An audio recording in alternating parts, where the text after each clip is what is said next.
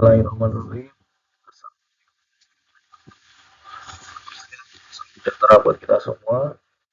Perkenankan, saya mahasiswa manajemen industri dengan nama Bimbing Irwanto, NRP 603224121, dengan dosen pembimbing Prof. Mahendrawati, kemudian dan dosen penguji Pak Imam Bayaki dan Ibu Dr. Indah Anggreni. Sebenarnya sidang seminar proposal tesis sudah kami lakukan di tanggal 18 Juni 2025. Saat ini saya membuat rekaman sesuai dengan untuk mata kuliah tesis metodologi.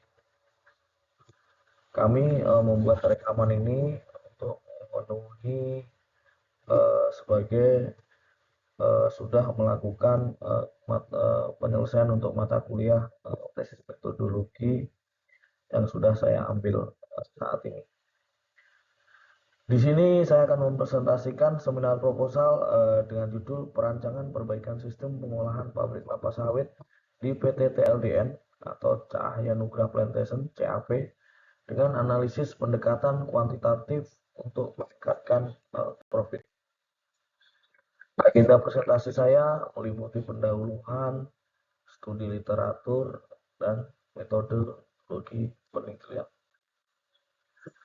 Yang pertama, untuk pendahuluan di industri sawit, khususnya pada pabrik kelapa sawit.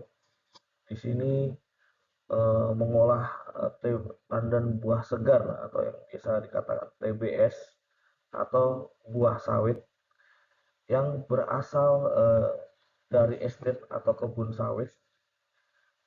Di sini diolah di pabrik kelapa sawit, yaitu diolah menjadi produk minyak sawit.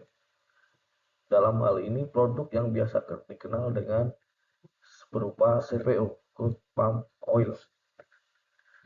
Seiring dengan meningkatnya industri sawit di Indonesia dan merupakan penghasil CPO terbesar di dunia, maka banyak permintaan dari buyer atau konsumen terkait dengan CPO yang memiliki kualitas yang terbaik.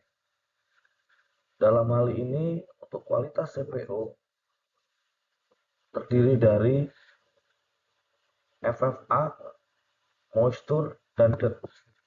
Dari ketiga inilah parameter-parameter terukur untuk kualitas CPO. Pada industri umumnya untuk kualitas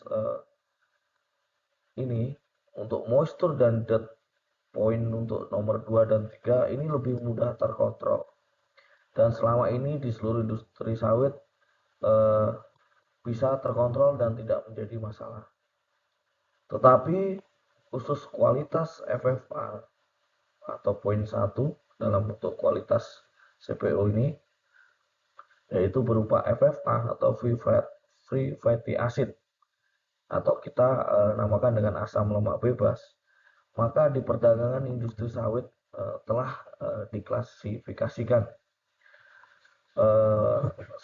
diklasifikasikan untuk kualitas CPO untuk khususnya FFA, yaitu berdasarkan nilai kualitas FFA, di mana yang pertama FFA premium, yaitu FFA yang kurang dari 3%. Ini memiliki harga yang premium. Kemudian untuk FFA normal yang mempunyai nilai kualitas FFA 3-5%. Ini dengan harga normal atau standar. Kemudian yang mempunyai FFA di atas 5 atau yang memiliki harga klaim, ini sangat kualitas dengan yang sangat rendah. Seperti yang kita lihat data-data dari kualitas harga premium, harga normal, harga klaim ini, maka kalau kami amati ada potensi perbaikan khususnya dalam pengolahan pabrik kelapa sawit. Seperti yang kita lihat data berikut dalam 3 tahun terakhir dari 2023 sampai 2025. CPO dengan kualitas premium atau FFA yang kurang dari 3 hanya diperoleh 3 kali dalam 27 bulan. Seperti yang kita lihat tahun 2023 itu di bulan Agustus yang bisa di bawah 3 FFA yaitu 2,98. Kemudian tahun 2024 ada di bulan Maret tercapai nilai FFA produksi yaitu 2,98.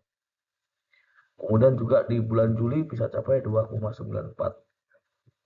Selanjutnya tahun berikutnya belum capai di bawah 3. Artinya selama rentang waktu sebanyak 27 bulan ini hanya 3 kali yang mendapatkan kita FFA dengan nilai premium. Hal inilah yang perlu kita cermati bersama penelitian.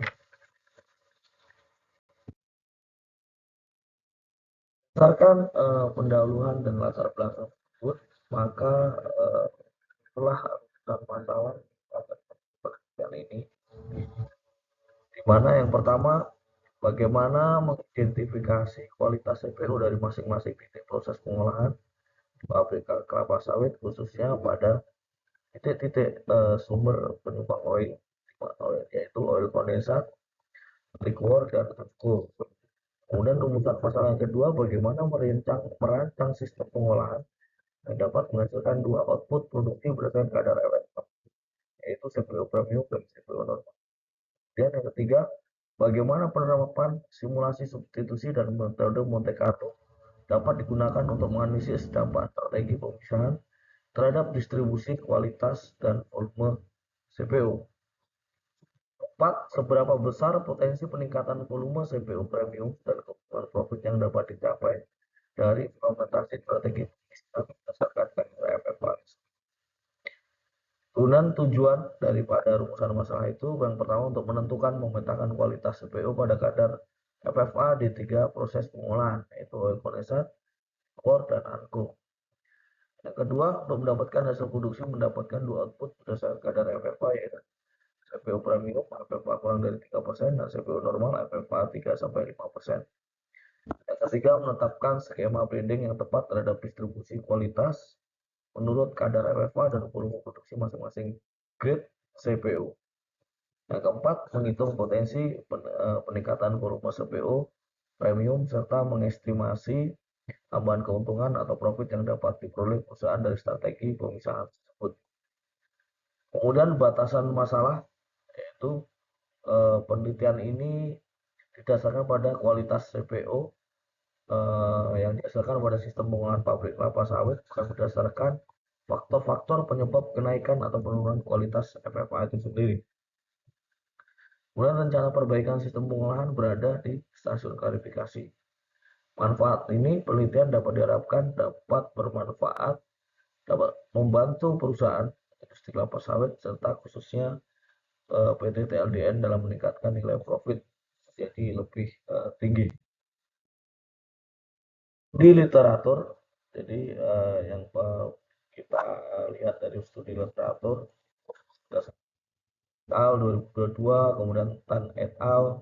2023, Dinda Levia Mubalik 2023, secara keseluruhan menggambarkan bahwa pengaruh atau kadar FFA ini meningkat dipengaruhi berbagai variasi. Di sini ada suhu, ada kadar air, dan waktu penyimpanan. Kemudian juga ada pembentukan FFA yang tinggi akibat pada proses konveyor sebelum perebusan, dan juga lipas aktif dalam 15 menit setelah mengalami buah luka. Kemudian juga kenaikan FFA diakibatkan dari human error, dalam hal ini masuknya TBS yang bukan lagi segar atau melainkan karena TBS-nya sudah. Dan selanjutnya untuk studi literatur berikutnya, Zuri 2016, Tarigen et al. 2021 dan Nasution et al. 2023. Di sini kurang lebih sama, artinya FFA penyumbang tertinggi kualitas buah yang segar atau tidaknya, Kemudian juga pengaruh di sini juga ada disampaikan penyebab dari padamnya mesinnya dan kadar airnya. Kemudian juga di sini juga penyebab utama terkait dengan restan atau penumpukan di TPS. Kemudian juga Banjarnur, Puspitasari, dan Sylvia hampir sama. Ini sebelumnya kalau kita pengaruh dengan FFA, kalau di sini kita juga mengambil daripada untuk branding. Ini yang lebih saya ambil untuk analisa QC, branding BBM ini kami ambil sebenarnya sama untuk terkait dengan penelitian untuk analisa kualitas FFA. Berikut tahapan penelitian dari mulai penentuan objek, identifikasi masalah, perumusan tujuan, penelitian perancangan metodologi sampai pengumpulan data, yaitu dari data produksi dan kualitas data kualitas FFA, juga dari laporan yang produksi baik titik pengolahan FFA, kondensat, liquor, dan anko dari tahun 2023 sampai 2025.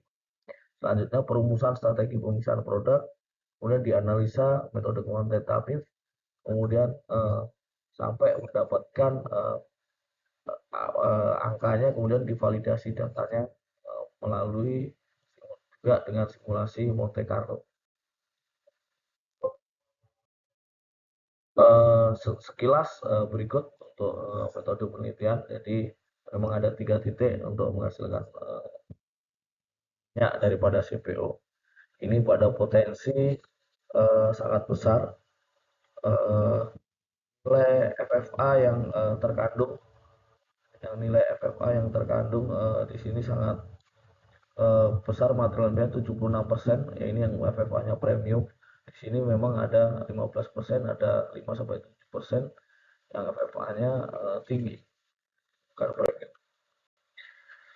Selanjutnya juga metodologi penelitian. Di sini kami menggunakan metode substitusi, metode permodelan yang digunakan untuk mengetahui evaluasi skenario perubahan terhadap parameter sistem dengan tujuan perbaikan atau optimalisasi hasil untuk menentukan material balance terhadap titik-titik oil yang dihasilkan dari,